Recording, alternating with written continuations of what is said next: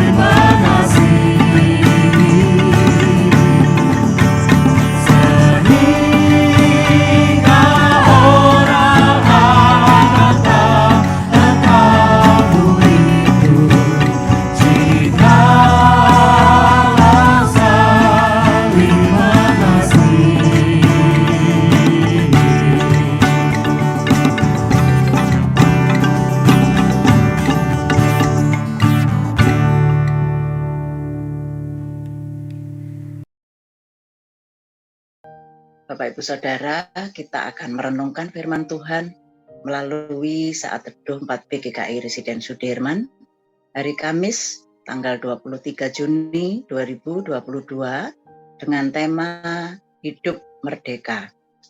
Firman yang mendasari perenungan kita diambil dari Galatia 5 ayat 1 dilanjutkan ayat 13 sampai dengan 15.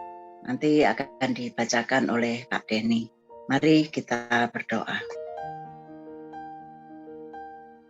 Bapa Surgawi, Bapa yang sangat mengasihi kami, terima kasih untuk kesempatan pagi hari ini Tuhan.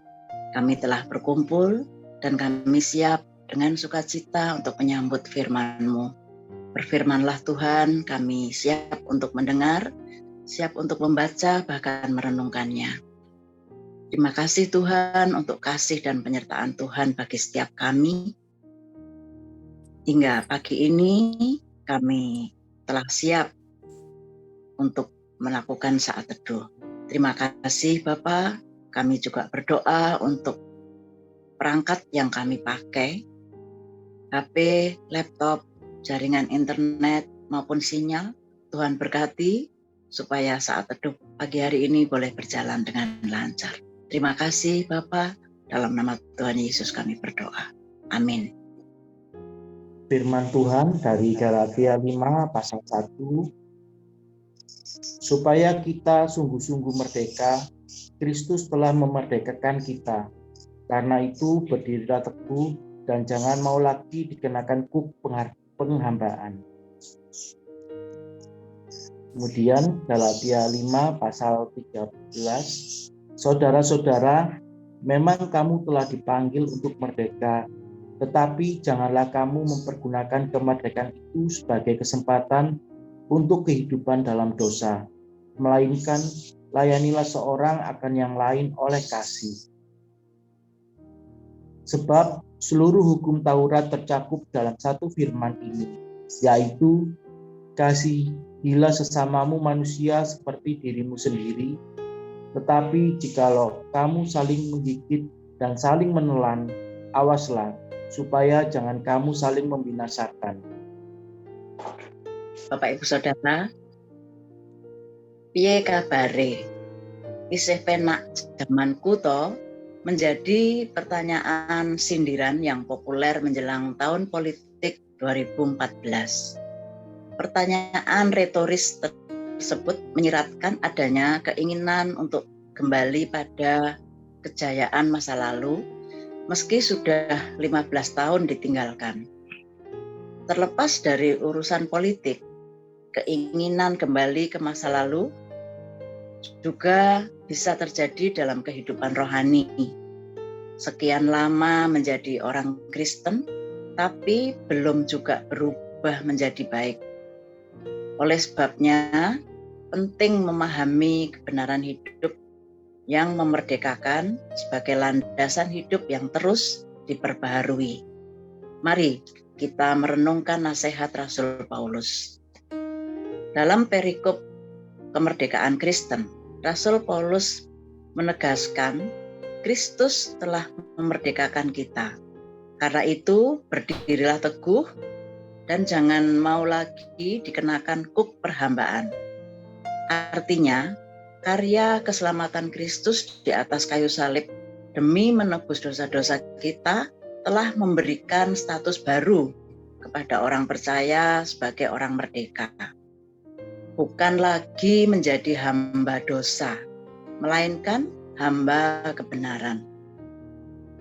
Kebenaran status ini bersifat final, sebab manusia pada dasarnya tidak akan pernah mampu menyelamatkan dirinya.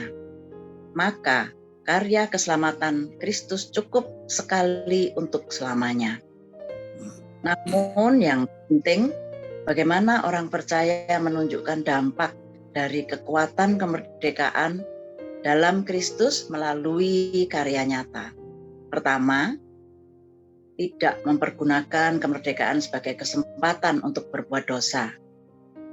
Ayat 13 mengatakan, saudara-saudara, memang kamu telah dipanggil untuk merdeka. Artinya, setiap orang percaya dimerdekakan oleh Dia, bukan inisiatif dan kehendak diri sendiri.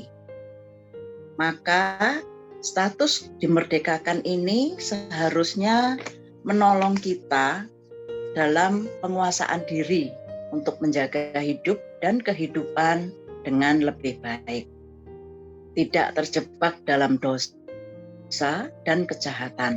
Memakai seluruh kebebasan dan kemerdekaan yang sudah diterima dengan cuma-cuma itu untuk berdoa, beribadah, bersyukur, memuji dan memuliakan namanya. Kemudian yang kedua, melayani seorang akan yang lain oleh kasih.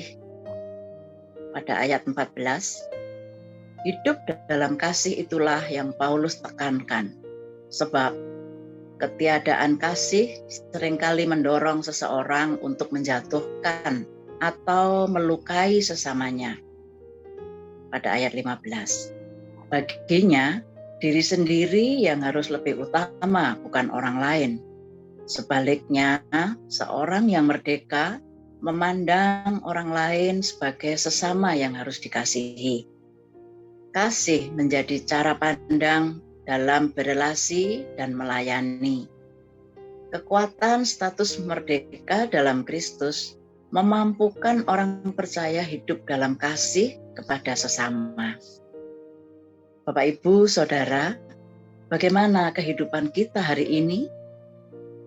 Adakah kehidupan dan pelayanan kita masih diliputi sikap yang saling menjatuhkan?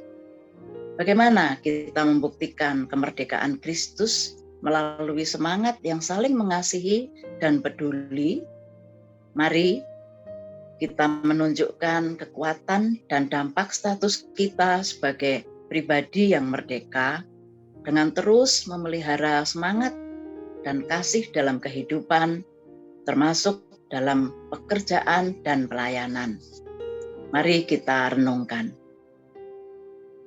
Kemerdekaan hidup dalam Kristus seringkali sekedar status yang kita yakini, namun kurang kita hidupi dalam kasih.